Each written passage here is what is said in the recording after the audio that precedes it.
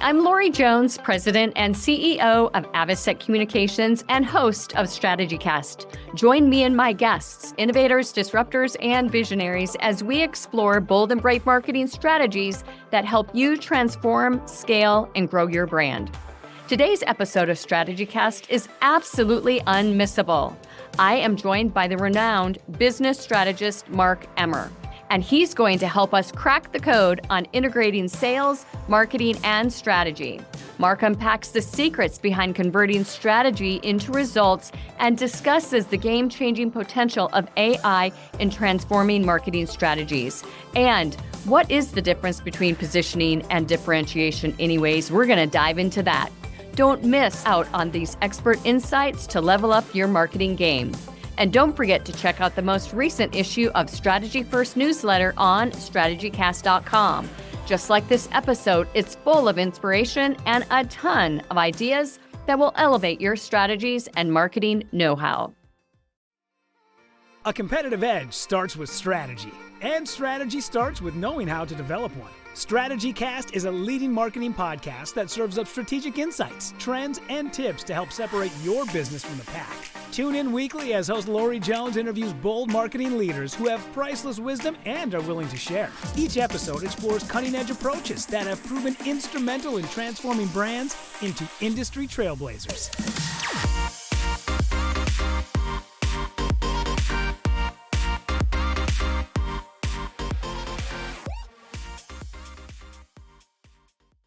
Welcome to StrategyCast. I am so excited to have Marc Emmer join the show today. Welcome, Marc.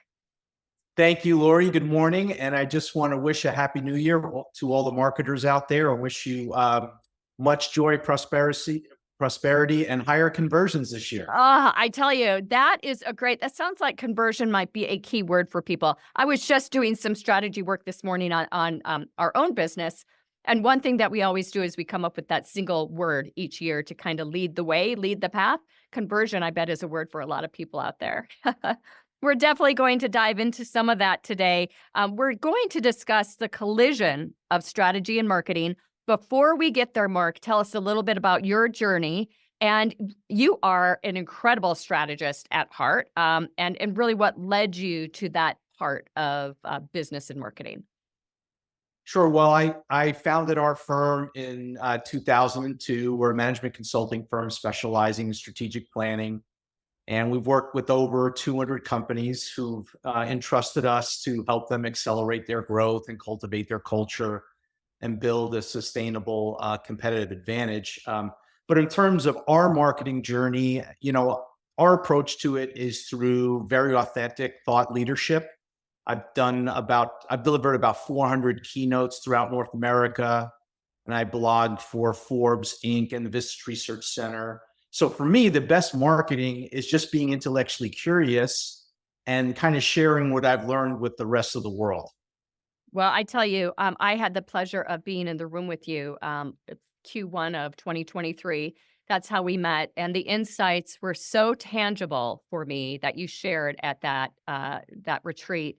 That it was an incredible takeaway. And I felt that we absolutely needed to share those insights with our audience, which is what we're going to do today. So explain why there is a collision happening between strategy and marketing.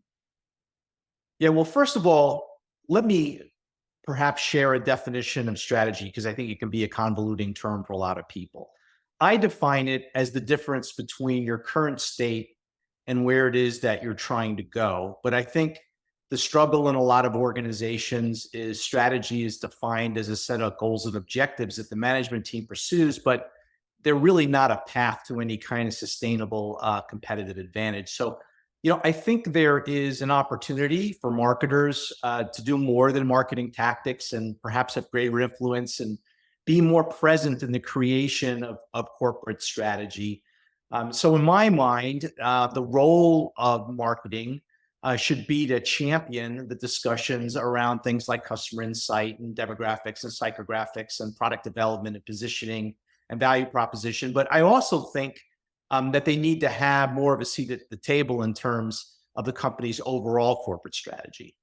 I completely agree with that. And there's so many discussions out there today on the lack of seats that CMOs and really the CRO title right now that's taking over a marketing title, sitting at the board table. You work with a lot of these CEOs. I'm sure you push the need, but why are they saying no to a marketing seat at the table? Well, I think part of it is strategic planning really is kind of a two-edged sword, right? So we look outward and we think about what products and services we want to sell in what markets. And you would certainly think that marketing always has a role in that conversation. But part of planning is also looking inward and thinking about the capabilities and capacity that you need to build within an organization so that you could take advantage of those market opportunities. So Right. I draw a distinction between what a lot of marketing folks refer to as strategy, which is really marketing strategy, and corporate strategy, which is more all encompassing in that. So I think it's very important that as marketers that, we're thinking strategy being in a more holistic thinking of strategy in a more holistic way. I could not, again, agree with you more. And I think a lot of times what happens is the product team, the C-suite, the revenue team, they come together and, as you said, they establish the goals, and then they say marketing execute or sales execute. And without the right objectives, without a clear vision of really what your position is in the market and where you can go from a product standpoint or a solution standpoint, not the marketing standpoint, it truly does set marketing up to fail, which I think is one of the reasons why there are not as many seats in the boardroom today for marketing, is because that front end business strategy is not what it needs to be, and it does not set the plate for success. So all too often, what is happening is that the C-suite will say, "Okay, we need to achieve this year," and it might be a revenue goal, but it's impossible for marketing to succeed with that because they've got to back in a plan, and they don't have the details needed to implement or to set the table correctly for the audience to be inspired and react. Yeah, that's exactly right. Because what should happen is first, the leadership team should do an analysis of their market and of their competition, and they should decide what investment is required in order to reach a certain revenue goal. So that's why the management team needs to do that in a more holistic way. I think another pain point for a lot of marketers is, I work with a lot of larger private companies, let's say $100 million and up. A lot of their marketing folks come from public companies where the goal is to go after the largest addressable market. And if you're a 50 or $100 million private company, you probably need to serve a smaller segment than that if you're going to achieve any kind of market leadership, right? So I think private companies need to think about growth very differently than large public companies do. Yeah, I agree. I love that point. Do you find in those situations that, regarding addressable market, that automatically people are saying to themselves, okay, here is this competitor. We need to challenge this competitor versus challenging something. So are we challenging someone or are we challenging something? I think it's more identifying a market need, especially one that's underserved, right? So, But I yeah. would say that what happens very often is, again, companies are oriented to going after the largest addressable market. And I would suggest what would better serve a lot of marketers is to actually chunk the market down. So I'll give you a great example. 5 Hour Energy was a private company. They didn't have any private equity funding or anything like that. And they entered a very large market, the beverage market, which was dominated by Coca-Cola, Pepsi, Monster, and Red Bull, who sponsors 2 Formula 1 teams, right? Like, these are companies with very large marketing budgets. But instead of taking them on head on, what they did was they chunked down the market and they found a segment that they could dominate. So they came up with a concentrate and they served it they offered it at the check stands at convenience stores instead of in the grocery aisle where all the slotting fees and that type of thing are. So I think sometimes if you're a private company, you'd be much better off trying to chunk a market down and segment it in a way that you can achieve market leadership. That is such a great example. And the thought process of just thinking differently, it sounds super trite right now, really trite, but that is where product positioning, not in the mindset of the role that it might have from a competitive standpoint, but really where you can gain traction in store, helps marketing set the table for success. I love that. That's a Yeah, agreed. I mean, let's face it, marketing's part art and part science, right? So we do a lot of math when we're thinking about addressable market. Part of it is really gaining that unique insight about the more disparate segments that you can serve. yeah. And you have worked with incredible brands, incredible leaders throughout your company history. And one thing that you've seen quite often is this friction or this confusion, if you will, between strategy and positioning. Can you provide your insight and some pearls of wisdom there, please? Well, like I mentioned earlier, I think there has to be, you mentioned a collision between strategy and positioning. There also has to be a collision between what you are trying to accomplish in the marketplace and what your internal capabilities are. Because a marketer could go back to a management team and say, I think we could win here, but the level of investment might be so great that, or it might take so much time that a management team may not commit to that level of positioning. So I think it's having a more balanced approach to looking outward into the market, and also having an inward look into what a company's capability and capacity are. Right. You know, we see with we work with some enterprise clients, but they're far, it might be like a single channel that we're working on, something very, very vertical for them versus an integrated approach, which is where most of our entrepreneurial, startup companies, later stage startup are positioned. A lot of what you're talking about requires a lot of research, which cannot be implemented until some good funding comes to the table. What advice do you have for our listeners today that might be earlier stage on what they can do to implement some of the research and the strategy work that you're talking about?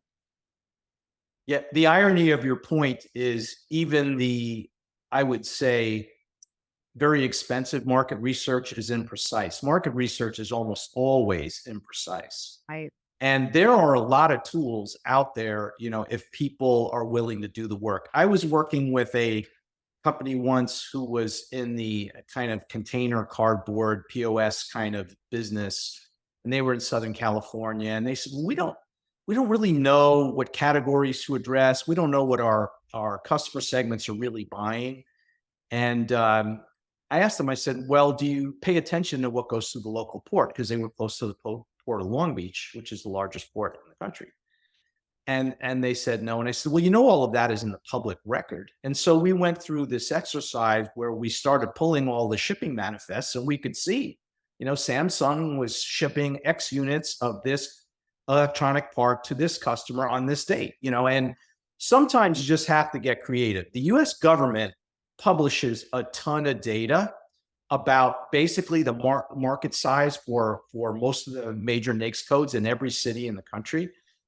So I think if you're really willing to roll up your sleeves and do some work, whether it be primary or secondary research, I think there's a lot of data that can be gleaned. And what I would impress upon people is I would rather have data that's 70% accurate than no data at all. So that's what a lot of people do, is they just kind of give up and stop looking. And I do think that there are data sources out there if you choose to be creative.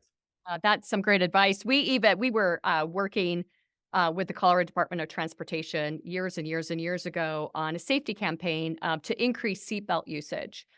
And the data coming out of NHTSA, National Highway Transportation Association, was not great. Hmm. And we felt that it was actually far lower a percentage of seatbelt usage than really what the state or lack thereof that the state was telling us. So we went and sat on corners of off ramps on highways, and we just did tick marks on the number of people in a car and then the number of people that did not have a seatbelt on. And Right. it's anecdotal data, but we did it for several hours on several different off ramps. And what it told us, our gut was absolutely correct. Seatbelt usage was far lower than what we were hearing from the feds. And moreover, it was very, very different by demographic profile. And And I think male, what you, female. yeah, I think what you said is very important. And sometimes what you can do is you can use data to supplement your instincts. I just think you making decisions on instincts alone can be very, very dangerous. I also had another instance recently where I was working with a financial services firm, and their trade association had incredible data. And with a lot of the market sizing kind of information, we're really looking for things that are directional. And one thing I think is really important to understand that's directional is what markets and segments are growing, right? Because when markets are growing, they will accept price increases and new competition. When markets are flatter and decline is where we have all of the price compression and margin erosion and commoditization. So, those are the kind of data points that we're always looking for. And I think that's where strategy and marketing really become very, very important, because a lot of brands lead with price either purposefully or organically. And if they can differentiate themselves with innovation or customer service or quality or something, anything different, then they can either charge more or get out of the fray of the low price leader. Yeah, and as it relates to the startups, I think a trap they fall into a lot is they're also looking for perfection. Yeah. And I think in that first phase of a startup where you're just trying to get the product right, it's important just to find one or two attributes that you can hang your hat on that are differentiated and do them really, really well. And honestly, the market will give you a pass on a lot of the other things. I could think of lots of startups over the years, that have had less than perfect experiences, but they did things no one else was doing. And they certainly were able to gain enough traction till they got to that second phase where they really got the product into distribution. So, Your it certainly is a process. It is, and your point, brings up a question, and that is, how often do you feel category strategy, is one of the only things, a new product nobody's ever seen before, as a solution, and even, you can see it with enterprise companies when they totally have to reposition themselves in the marketplace. Sometimes they will, develop a new category strategy, and relaunch. What is your gut reaction to category strategy and its impact on business? Yeah, well, that's what I'm saying. I think, especially if you're a startup and you don't have a lot of funding, don't try to boil the ocean. Right. Maybe pick a smaller segment, maybe that's underserved, and hang your hat on one or two unique features. Instead of trying to have an end-to-end solution, which might be too aspirational, right? It takes a lot of money to get there, and then maybe set your eyes on with your second or third round of funding, is where maybe you're developing the full, like, cradle to grave kind of solution, Own one market, then move to the next. I mean, something like that. yeah, yeah. Yes. We think that's important as well. So we're talking a lot of research today as well, and AI is such an incredible discussion that is taking place out there, and it's transforming a lot of go-to-market strategies. It's transforming a lot of strategy work. It's transforming marketing implementation. What is your POV on this very, very large and complicated topic? How much time do we have? I know. Ah, Yeah, I have a lot of thoughts. First of all, of course, AI is revolutionary, but it's also evolutionary, right? These are technologies that have been in play for maybe 10 years. But what was distinctive last year about GBT was it was so accessible to all. So I think what we're seeing is a lot of AI as a service right now. So there are a lot of tools that are already in play. People are using things like AI models and AI video, and they're probably using something like Seamless AI or Wizza for databases, or they're using ChatGPT, or before that, they were using Jasper for content creation.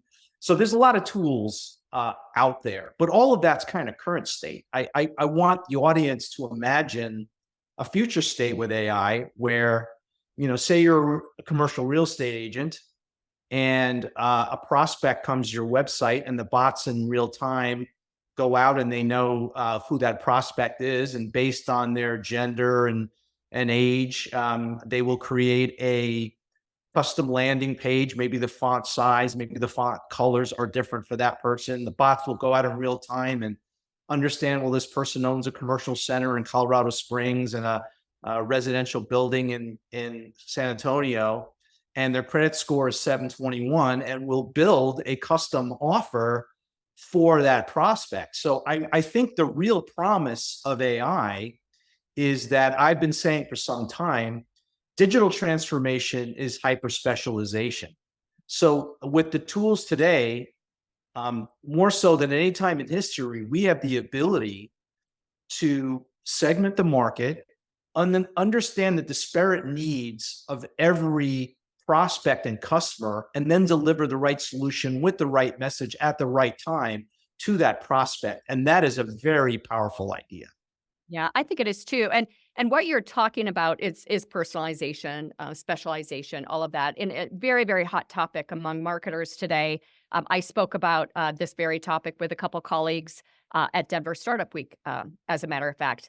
And I think what is happening out there is that people are confusing personalization as it relates to product enhancement and interacting with a company. So, for instance, my United app, right now, I can go there. I know precisely when my next flight is, if it's on time, what my rewards are, and then I get on the plane and I know how much time is left, on my flight, where precisely we are. It totally customizes everything to my need versus marketing personalization.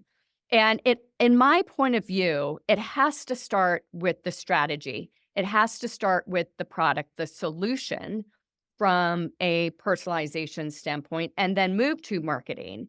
And marketing, yes, we can deploy AI from a research standpoint to gain understanding and insights on customer need and wants and wishes and stuff like that. But it's starting. People are using it as a crutch, and they should be using it far earlier from a strategic standpoint. Yeah, agreed. And I think the noise for a lot of people is they think that AI will require them to offer kind of infinite options. And what I've been preaching for some time is customization is not a very scalable idea. Standardization is kind of a commoditized idea. So what we've seen prevalent in our economy for many years is more of a form of mass customization, right? You go to the model homes and there are 3 models, and depending on which model you pick, there are a number of options, but any of the options you choose are profitable to the provider. So I think that will be one of the things that AI will further enable. It's just an acceleration of things that are already omnipresent in the economy, is allow the customer to choose in a way that's very unique to them, but also provide a platform that is very profitable to the provider. Right. Yeah, I agree. It's all about experimentation right now, Mhm. and it is a fun time to be in marketing and in strategy development, because utilizing AI, there's so many case studies out there on what you can do from a competitive analysis, what you can do from a positioning review, just all these very, very unique elements that provide you data a little bit more quickly. But what is missing is context.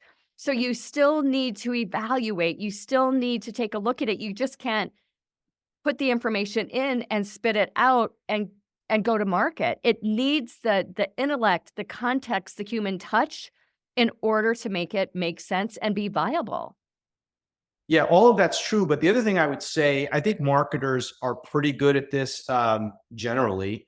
But we're going to allow AI is going to enable much better testing, right? If you buy something on e-commerce today, everything is A/B testing, right? Tested. They're testing the image, the offer, the discount, the time of day, the path that the client takes to get there. All of those things.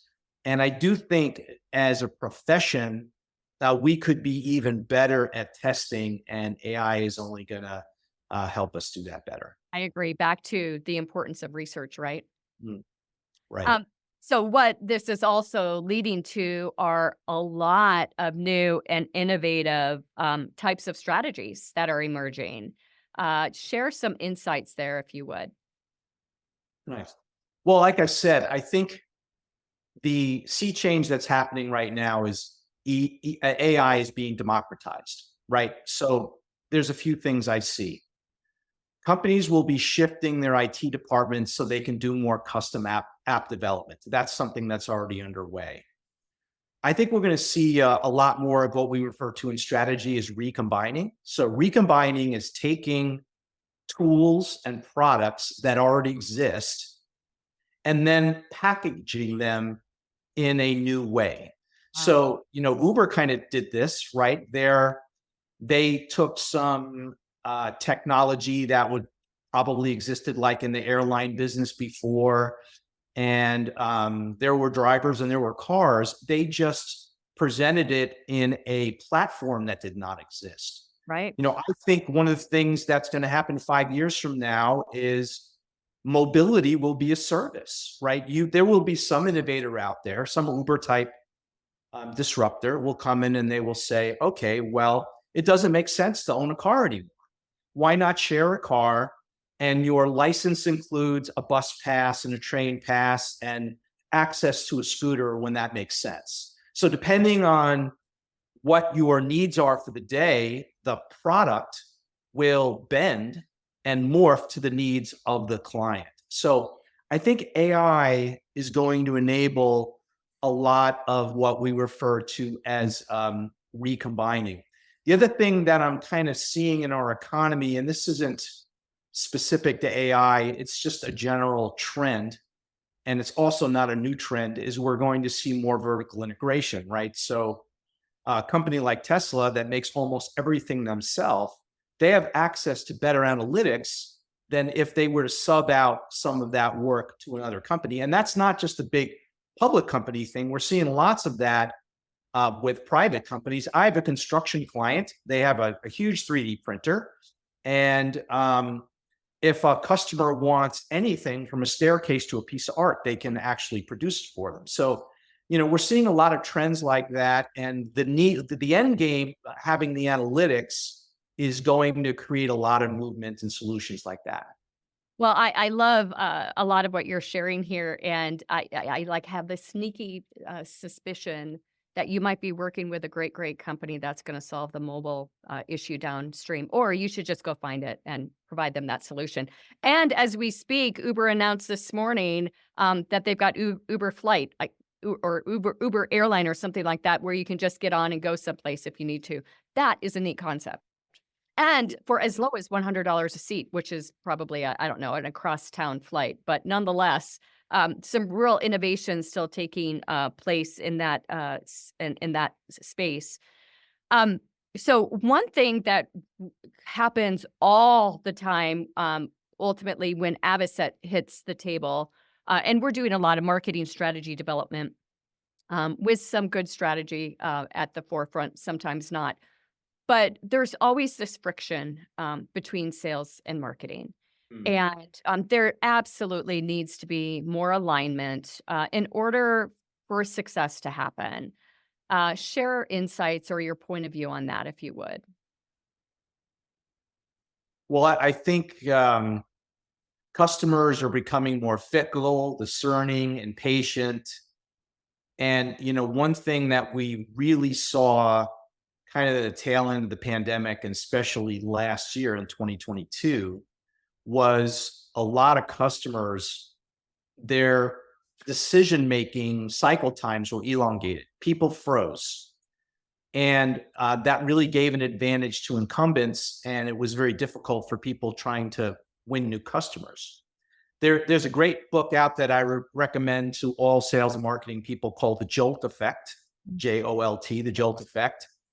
And they point out that a lot of our marketing narrative today is based on this like fear of missing out, which is relevant before a sales call. But after sales call, the kind of fear that the client have is more of the fear of making a mistake. And if you kind of fuel the fear of missing out with that messaging when their fear is something else, you actually make things worse. So the point I'm trying to make is I think even more so than any other time in history, it's very important that sales and marketing be integrated and that they're working in concert so that they are delivering the right messaging from the time a lead is acquired to the time that there's a sales call, and any of the kind of touches after a sales call, all the way to the time that the client's converted, and even after the client is converted. So to me, sales and marketing need to be one entity, and they need to be working in concert to agree on messaging, sales scripts, technology. I mean, with today's tool, again, this is just current state, there isn't any reason why business developers should not be able to go into their CRM, pick a communication, a white paper, a case study, or testimonial that's written for a particular customer segment that lives in the CRM, click a button and send it to the client, because them and marketing have already agreed on the messaging in that segment. Where, what is actually happening is salespeople are feeling like they need to produce that marketing collateral on the fly. So then they send a message to the Make It Pretty department. And that is not a cohesive sales and marketing kind of ecosystem. So that's what I'm advocating for, is we build it for each. And again, I want to repeat this. You need to have different marketing collateral, including a custom landing page for every segment that you are serving. So for a lot of our clients, that might be, say, a market vertical, but your segmentation might be something other than a market vertical. But either way, there isn't any reason why sales and marketing shouldn't build it together. I completely agree. So is ego the issue? Yes. But I'd also say, honestly, we build corporations this way. Yeah. When you, this is maybe not a marketing example, but it does further the point. If you hire a CFO, that person's job is to protect the corporation from risk.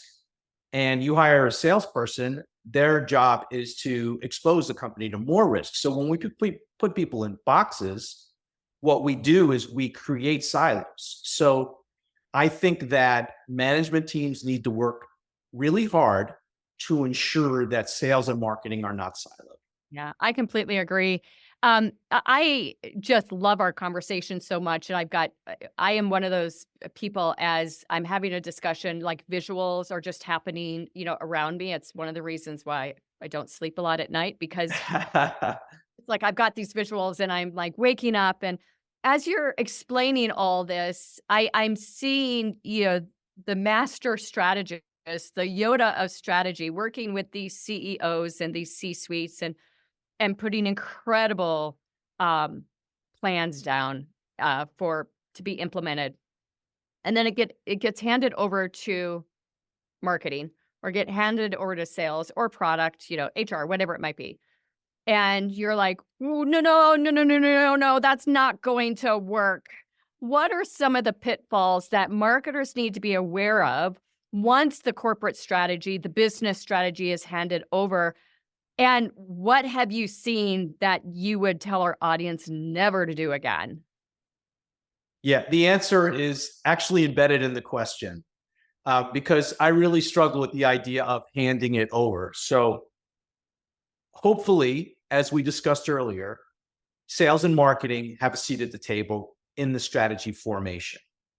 A mistake, a cardinal sin in my mind that a lot of companies make is there are the corporate types that build strategy and then they try to punt the execution to other people, where in my mind the way to form strategy is in working groups. And those working groups, to me, this is the biggest mistake you can make in strategy, is showing up to a strategy meeting without any preparation. Right. So working groups should be working before the strategy meeting to coalesce around data. They're building information that is presented in a strategy meeting so that the management team can make informed decisions. And then the very people who were in the working group that brought the data and helped create the strategy are then also the champions of the initiatives that are born out of the strategy meeting.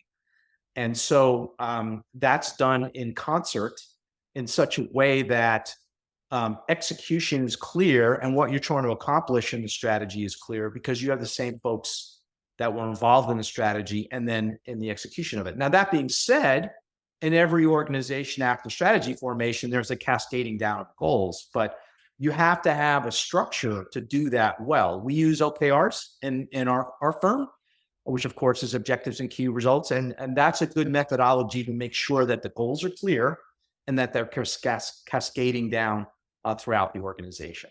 I love that. And it's, that hand in glove approach to a good culture anyways, and really setting people up to succeed versus fail, which I think is a real important part of the DNA of any organization.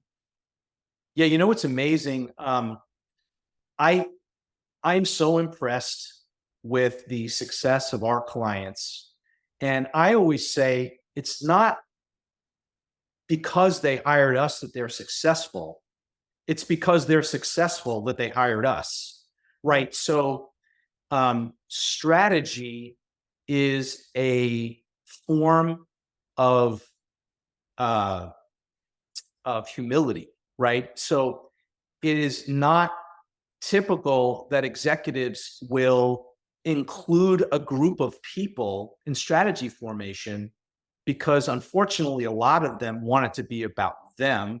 It's their ideas, and they'll often make decisions in a vacuum. They don't trust the team around Right. them to help in strategy formation. So I think that those executives who are humble and they show up in a way where they want to be inclusive of other ideas, they're the ones that build the best strategy. So those are also the kind of people who will bring in a strategy facilitator to help. Well, they're the best leaders, hands Right. down.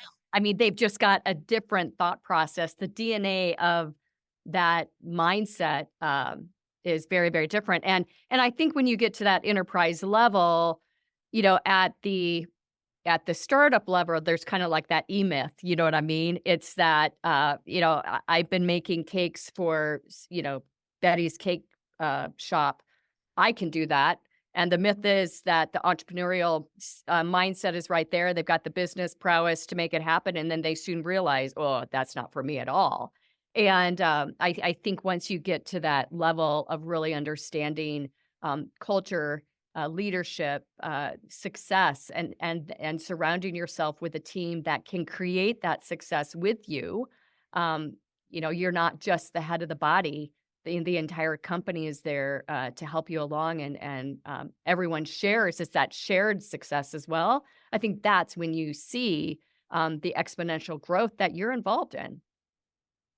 Yeah, that's so well said. And look, the E-myth is my life, right? What happens is I like companies grow to $5 or $50 million, and then they need to jump over into the next revenue strata. And what happens is they reach the ceiling, they get stuck. And it's exactly for that reason. It's also known as the innovator's dilemma, right? The founder gets out of bed one day and they've built this sizable company, and all of a sudden they need a controller or a CFO, and they need a CRM or ERP and whatever, and their head wants to explode. And there's too many moving parts. And it's at that point where they really do need strategy, but they also need to bring in legitimate C-level talent. So for me, there's a direct correlation between maturing startups that jump in the mid-market and the quality of the leadership team. So if you just have a controller, he or she might be great at managing your books, but she's probably not going to manage your bank relationships or integrate an ERP or do those things that companies do once they grow up. And eventually you really need to have that CFO kind of person. So, and the same thing holds true in all the other corporate Does departments. How often do you see that founder saying, "Okay, I need someone else to do this," or the investment bank or VC dictating it? You mean the executive or a Yeah. strategist? Well, the change in position, hiring in the paid C-suite at that stage versus the founder remaining. I mean, there's a lot of heartache at that stage, and it's Yeah, usually the founder being pushed aside. it often is. And I would say the answer to your question is all of the above. Right. It's when the founder starts to surround him or herself with advisors that say, look, you need to have professional management or you can't scale this business any further. It's a scalability problem. Right. So at some point, the successful founders cross that chasm, and the ones that don't, they kind of fizzle out. Yeah. You have this incredible background, incredible experience. You've worked with dozens, hundreds of companies, really helping them grow and scale and move to the next level. Can you share an example with our audience today on one that we may or may not know about that is just a real passion for you, something that you really like to talk about? Well, this is a tough question for me because since we work with private companies, I don't kiss and tell. Yeah. Um, but I'm reflecting on your original questioning talked about the intersection between strategy and marketing. What I would say happens quite often is that we work with the management team on the corporate level strategy, and then some marketer comes in and they have the sizzle, right? And they do a great job of communicating the value proposition with words that even the management team can't come up with. So here's a good example. We've been working with a very successful B2B company for about 15 years. They're sizable. They have around 2,500 employees. And, it was through a whole series of corporate decisions that they decided that we want to remain independent, even though our largest competitor is public. And we want to be like that challenger brand that our customers look at, and they see us as a family business that they want to work with because we have a certain value system. So we did years of work to build this business, and they're the largest at what they do, the largest independent provider of what they do. And then they work with a marketing agency, and they came up with the family you trust, which resonates perfectly in their marketplace. So it's a perfect example of where a lot of your strategic decisions can be a foundation for a lot of the marketing decisions that need to be made after that.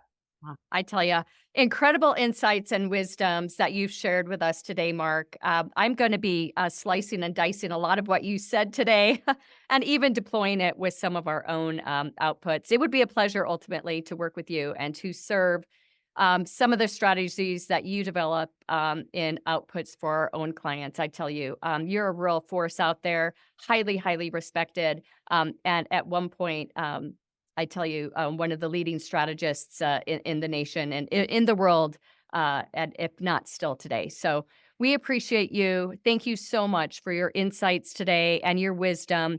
Marc Emmer, it's been a pleasure. Thank you for your appearance on StrategyCast. Pleasure is all mine. Thank you so much. That's a wrap. Thanks for joining us on today's show. We hope your strategic brains are spinning with new ideas and bold inspiration that will elevate your strategies and marketing know-how.